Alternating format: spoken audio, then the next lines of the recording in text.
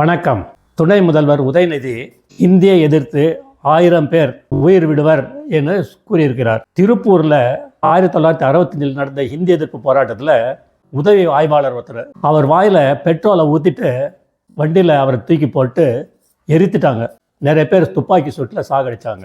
ஐயா உதயநிதி அவர்களே, அது 1965. இப்போ நீங்கள் இருக்கிறது 2025. அன்றைய இளைஞர்கள் வெளி உலகம் அறியாதவர்கள். இப்போ மாதிரி டிவி, மொபைல் ஃபோன், கம்ப்யூட்டர், சமூக வலைதளங்கள் எதுவுமே அப்போ கிடையாது. ஆனால் இன்றைய இளைஞர்கள் குண்டு சட்டிக்குள் குதிரை ஓட்டுறதுக்கு விரும்ப மாட்டாங்க. நடுத்தர மக்கள் கூட பல மொழிகள் கற்று சர்வசாதாரணமாக வெளிநாடுகளுக்கும் வடக்கேயும் செல்கிறார்கள். அந்த காலத்து மாணவர்களை தூண்டிவிட்டு நாட்டை சுடுகாடாக்கினாங்க திமுக.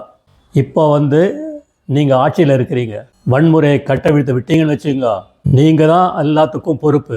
ஜெய்ஹிந்த்.